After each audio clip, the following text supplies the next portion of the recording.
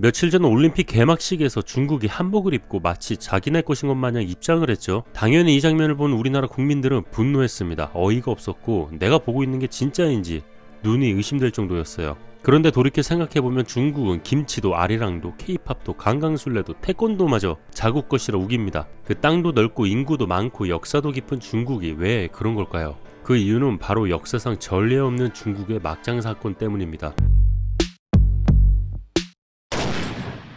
1958년 국가서열 1위 마오쩌둥은 우리나라에서 모택동이라고도 불리던 이 남자는 당시 박살난 경제를 부흥시키고자 공업과 농업의 대량 생산을 요구하며 대약진 운동을 천명합니다. 경제 발전을 위해서는 필연적으로 공업화가 필요합니다. 건물, 자동차, 화물선, 농기계 등 필수 제품을 만들기 위해서는 철강의 대량 생산을 필요로 합니다. 마오쩌둥은 철강 생산을 증대하기 위한 천재적인 아이디어를 내놓습니다. 철강 생산을 도시에서만 하지 말고 농촌에서도 하자. 농촌 주민들의 집 마당이나 뒤뜰에 토법고로를 지어서 철강을 생산하라.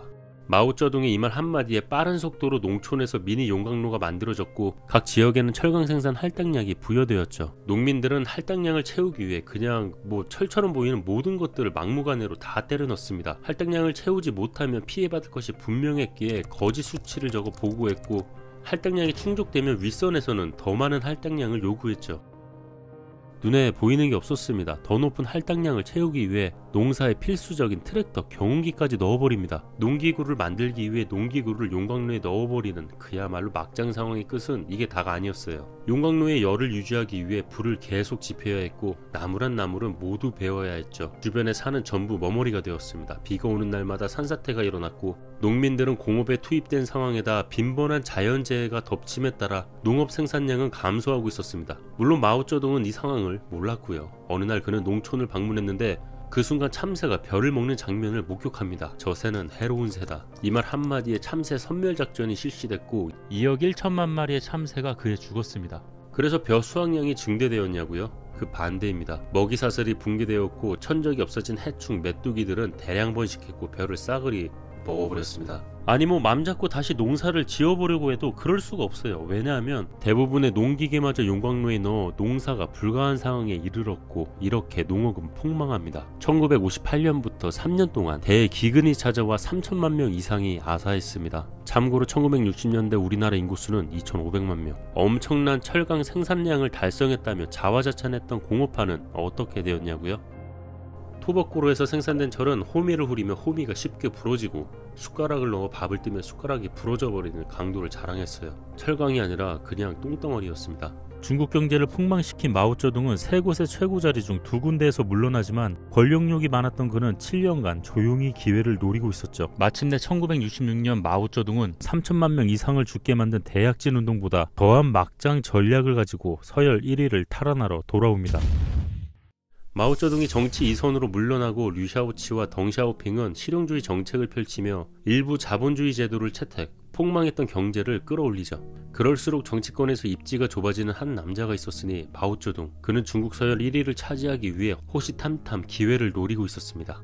다시 한번 권력을 되찾기 위해 청년들을 이용한 편가르기를 시작하죠.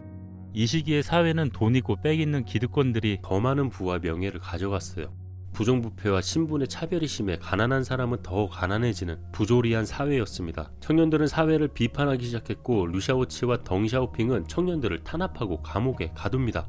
이때 딱 하고 마오쩌둥이 나타나 지금 학생들의 심정을 이해한다. 그런 학생들을 나는 지지한다고 선언합니다. 감옥에 수감된 학생들을 석방시켜주기도 했어요. 마오쩌둥이 아무리 정치 이선으로 물러났다 해도 중국 1대 주석이었고 중국 공산당의 상징이며 정치권의 마오쩌둥 라인이 꽤나 많이 포진되어 있었어요. 아무튼 탄압받는 학생들을 지지하고 사회가 이렇게 혼란스러운 이유는 자본주의자들과 그의 앞잡이 그리고 자본주의적 지식인들 때문이라고 말합니다. 청년 학생들은 함께해주고 이해해주는 마오쩌둥의 연설에 눈물을 흘리며 감동하고 그를 신격화하기 시작하죠. 이렇게 마오쩌둥을 숭배하는 청년들의 단체 홍위병이 탄생합니다. 그런데 사실 대실패, 대참사의 대약진 운동을 마오쩌둥이 했음에도 불구하고 청년들의 지지를 얻을 수 있었던 이유는 아무리 노력해도 성공할 수 없는 부조리하고 시궁창 같은 현실이 그들에게 더 와닿았던 거죠. 자연스럽게 마오쩌둥을 숭배하는 집단 홍위병이 만들어졌고 이들의 광기는 말도 안 되는 결과를 초래합니다. 마오쩌둥은 권력과 인민을 장악하기 위해 자신을 지지해주는 청년들 홍위병을 이용했습니다. 사회가 부조리한 이유는 자본주의 사상 때문이고 노동자를 속인 상류계층 부르주아 앞잡이들을 고발하라. 낡은 사상, 낡은 문화, 낡은 풍속, 낡은 관습을 없애버리자. 옛것들을 없애고 새로 시작하자. 홍위병에게 명하노니 곳곳에 숨어있는 적들을 찾아내 처단하라. 마오쩌둥의 권력을 등에 업은 홍위병은 무서울 게 없었고 자신들이 선이고 정의이며 혁명의 중심에 있다고 믿고 있었습니다. 홍위병들은 낡은이란 말이 꽂혀 똥인지 된장인지 구분 못하고 옛것이라 생각하는 모든 것들을 개 박살내버리기 시작합니다. 마치 중국이라는 컴퓨터를 포맷시키듯이 말이죠. 공자를 봉건 사상의 상징이란 이유로 공자의 묘를 박살냈습니다. 우리나라로 치면 이순신급인 국민영웅 악비 장군의 묘지를 파헤치고 유골을 꺼내 태워버렸습니다. 제갈량의 묘도 훼손됐죠. 서유기의 작가 오승은의 옛집도 폐허가 돼버렸고 2000년간 보존하던 8세 등신산 불상도 박살내버립니다. 박살낸 문화재 수는 열거가 불가능해요. 이것만으로도 이미 엄청난 국가문화재 소실인데 문제는 무형문화재마저 개박살내버렸습니다. 사실 유형문화재 같은 경우는 어찌어찌해서 복원 가능하다는 신락 같은 희망이라도 있는데 무형문화재라는 건 이게 다시 살린다는 게 거의 불가능하거든요. 봉건적이라는 이유로 경극하는 예술인들 다 때려잡았고요. 소림사에서 이어져오는 전통무술마저 못하게 때려잡았습니다. 차이코프스키 국제음악 경연대회에서 세계 2위를 수상한 피아니스트 유시곤의 손을 잘라버렸습니다. 수백 년간 이어져 왔던 전통 음식점들도 때려부셔 전통 음식의 조합법을 알 수 없게 되었어요. 제양하는 법도 없어져 나중에 우리나라로 제사 지내는 법을 배우러 오기도 했답니다. 1000만 명이 넘는 홍위병의 광기 행동은 도를 넘어서기 시작합니다. 홍위병의 타겟은 옛것이라 생각하는 모든 문화재, 돈 있는 부르주아 계급, 지식인들이었죠. 교사, 지식인들을 잡아서 패고 공개 처벌하고 조리돌림을 행합니다. 이 수치심에 많은 지식인들은 우물에서 또는 스스로 목을 메고 자살하기 시작했습니다. 정치인들도 예외 대상은 아니었습니다. 자본주의와 실용주의를 택해 경제를 부흥시킨 류사오치와 덩샤오핑도 사회 부조리의 원인이란 이유로 표적의 대상이 되었죠. 결국 둘은 홍위병에 의해 숙청당하고 마오쩌둥은 계획대로 다시금 완벽히 정권을 장악합니다. 당시 어머니는 나에게 마오쩌둥을 개인 숭배해서는 안 된다고 말씀하셨다. 마오쩌둥에 대한 비판은 신성모독이나 마찬가지였고 이후 그녀는 더 이상 나의 어머니가 아니라 인민의 적이었다. 나와 아버지는 군에 어머니를 고발했고 어머니는 2달 후 총살당했다. 마오쩌둥에 반하는 사상을 가진 자라면 그게 가족이라도 가차없이 벌하였고요. 그 시대의 아버지 어머니에게 개새끼라고 말하는 모습은 흔했죠.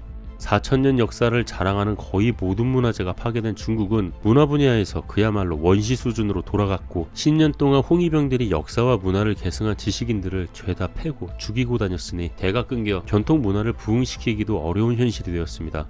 왜 중국이 표절을 밥 먹듯이 하고 타국의 문화를 자국의 문화라 주장하면서까지 뭔가 문화라는 것을 만들어 보려고 하는 이유가 여기에서 나옵니다.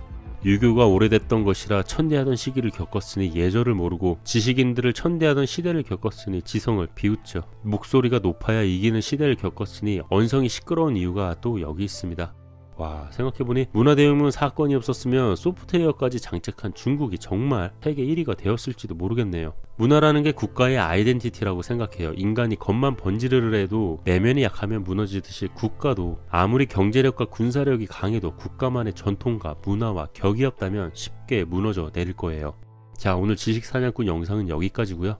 잘못된 신념과 선동이 얼마나 무서운 광기를 만들어내고 치명적인 결과를 초래하는지 적나라하게 보여준 사건이었습니다. 다음 영상으로 찾아뵐게요.